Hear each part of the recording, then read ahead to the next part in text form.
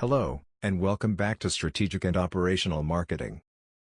The fourth week of this unit aims to increase your knowledge of differentiation and positioning, as well as branding.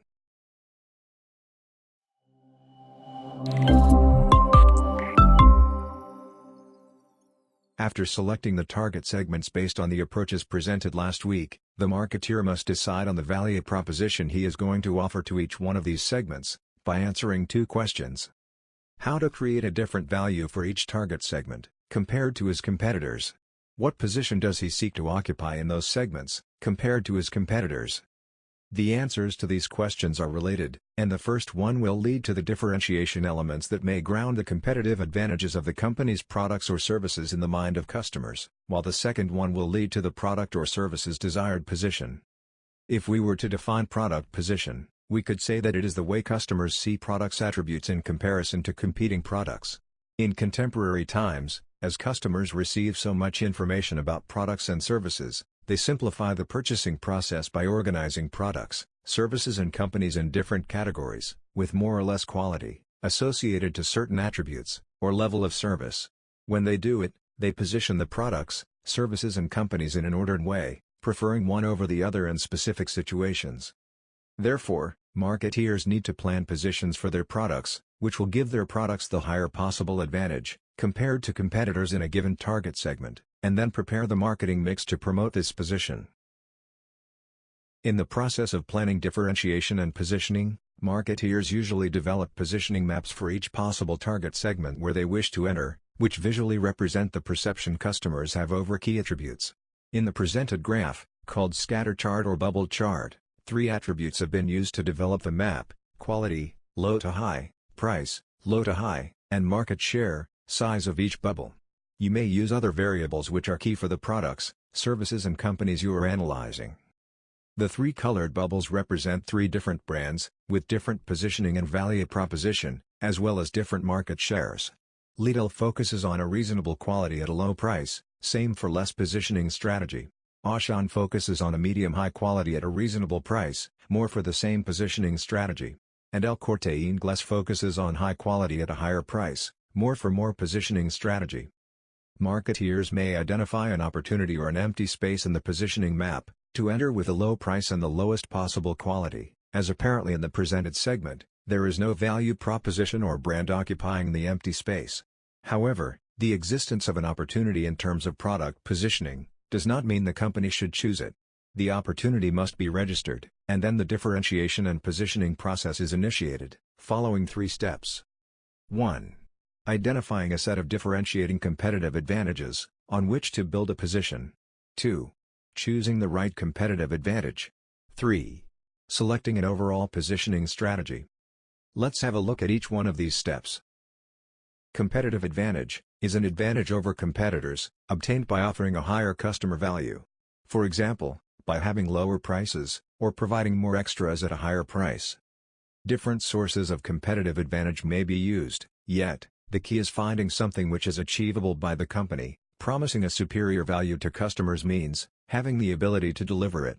Otherwise, the customers will feel cheated, and that will have a negative impact on the brand, and explores the differences compared to the competition, in a specific target segment. It is advisable for differentiation elements to result from a good and thorough analysis of the whole customer experience with the company's product or service. It may appear at the level of product, specific features, levels of performance or design. Service, time to be delivered, convenience, delivery process. Channels, presence in channels, experienced channels, performance in channels. Human resources, more talent with higher levels of competence. Image, striking brand image. Usually, unless other company is promoting the same competitive advantage in the same segment, the number of differences should be limited, to simplify the position in the customer's mind. For example, one difference only, unique selling proposition. If more than one is chosen, remember that it is not usual to have more than 2 or 3. Choosing the right competitive advantage must be duly evaluated, as it will bring costs and benefits. Not all will be profitable or according to the desired strategy of the company. And some will be better or more promising than others. Any competitive advantage chosen to position a product, service or company in a given segment should be important, offers more value to the customers of that segment than the competition. Distinctive, other competitors do not offer it or the company offers it in better conditions. Superior, it is better than other ways which are used by the customers to obtain a similar benefit. Communicable, may become visible to customers. Blocking, competitors may not easily copy it. Affordable, customers may buy it. Profitable, allows making profit. After identifying the competitive advantages which serve for positioning the product, service or company, marketeers formulate a whole set of benefits compared to competitors in that specific target segment and formulate the value proposition. Alternative positioning strategies include more for more benefits for a higher price, promises superior quality and extra features for a high price, you deserve to have the best. More for same price, promises superior quality at a lower reasonable price. More for less, more benefits for a lower price is an interesting proposition, however it usually difficult to maintain for a longer period of time. Same for less, promises good quality at a better price, it's a good deal. Less for a lot less, promises basic products at the lowest possible price. After choosing the strategy, the marketeer should develop a positioning statement, which summarizes the position sought by the brand or company. This statement must include target market segment and needs, brand, concept, points of difference, source of the selected competitive advantage. An example of more for more positioning strategy would be El Corte Inglés provides to mid-class and high-class customers seeking excellence, a wide range of superior quality brands in food, clothing, toys, and a spotless level of service and a rich shopping experience. As a statement which after duly implemented and stamped in the mind of the customers belonging to the target segment, takes time to change, positioning strategies should be consistent and when positioning and repositioning, changing previous positioning, occurs, they should be sought at a strategic level on a medium-long-term period. The positioning statement, the competitive advantage identified in the brand's value proposition, serve as a support for defining marketing objectives and for the formulation of the marketing mix, specific to each target segment. Just to wrap up and have some examples, let's hear more about positioning, differentiation, and value proposition. Watch the following video.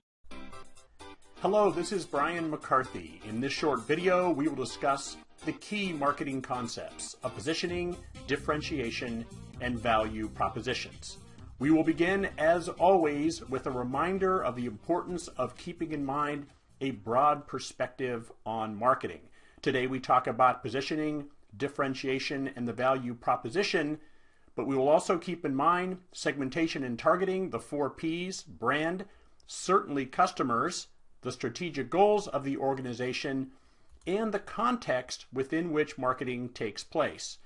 The importance of driving revenue and profit, the ever-present competition, ongoing feedback and research, and of course teamwork and organization. Just to close up this week's content, we will give you something to reflect upon. This is an optional activity, for you to relate the contents you've learned this week. Analyze the ad presented in the video. Based on the content presented this week, are you able to identify the differentiating elements and recreate the positioning statement? Is it, in your opinion, a good positioning compared to competitors? Make a brief search on the internet about brands and models focusing on the same segment. Post the results of your reflection on your individual board. This week, we suggest you 3 activities which aim to help you consolidate your learning process. One activity is posting the summary of what you've learned this week into your individual board. The second activity is to participate in a discussion board. Read carefully the content presented in this material, post your contribution and answer to your colleagues' posts. Be respectful of different opinions and justify your answer and your objections based on the content learned this week, and on your own professional experience. The last activity is answering to a self-assessment quiz. After answering, you will see the correct answers. If you've prepared a unit learning plan in week 1 of the course, please have a look at what you have achieved and if necessary, update the following dates to ensure you will have a regular and effective learning process. We hope you continue to have a good learning process in the unit of strategic and operational marketing. Thank you for your attention and good study.